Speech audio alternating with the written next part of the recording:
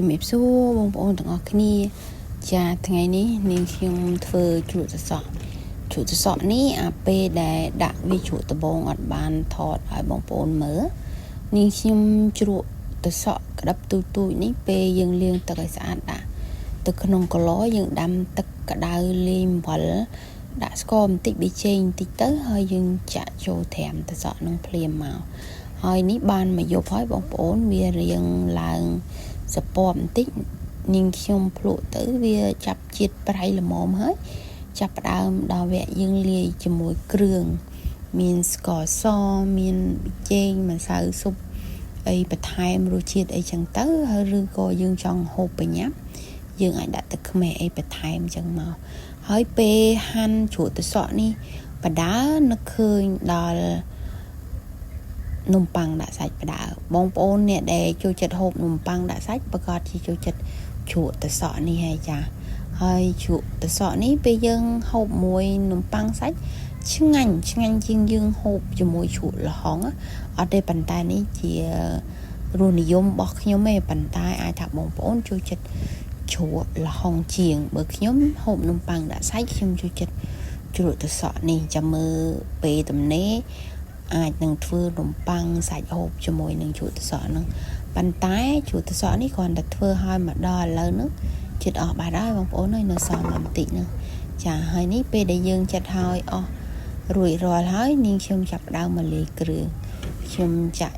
ជ្រក់ត្រសក់ចូលខ្ញុំដាក់ទឹកខ្មេះក៏ដូចជាស្កររៀងច្រើនដែរដោយសារពេលដែលនាងខ្ញុំត្រាំត្រសក់ហ្នឹងនាងខ្ញុំដាក់វារៀងប្រៃដែរអញ្ចឹងណាចាហើយនេះបងប្អូនកូរវាមកសន្ទុះឲ្យស្ករក៏ដូចជាម្សៅស៊ុបប៊ីចេងអីហ្នឹងវារលាយចូលក្នុងត្រសក់របស់យើងចាហើយនាងខ្ញុំមកដាក់ខ្ទឹមសខ្ទឹមក្រហមទេអីទេដោយសារខ្ទឹមសនាងខ្ញុំបាក់ដាក់ត្រាំជាមួយនឹងជ្រក់ត្រសក់នឹងពីដំបងដើមមកហើយចាអញ្ចឹងវាចាប់ជាតិចូលគ្នាក្លិនខ្ទឹមក្លិនអីវាបានចូលគ្នាហើយនេះដល់វគ្គភ្លក់បងប្អូនឆ្ងាញ់ហើយចាអញ្ចឹងនាងខ្ញុំដួសដាក់ម្លែកជា2ប្រអប់ទៅដោយសារប្រអប់យើងទូចដែរនាងខ្ញុំដាក់វាចូល2ប្រអប់ល្មមដាក់ចូលទៅក្នុងទូសម្រាប់ទុកដល់ពេលណាយើងនឹកឃើញចង់ហូបអីពេលណា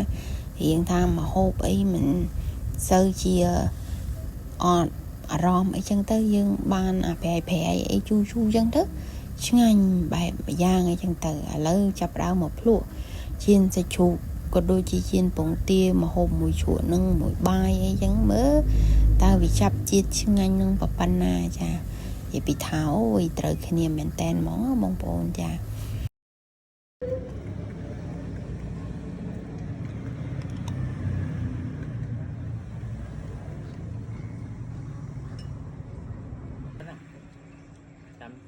ចៅ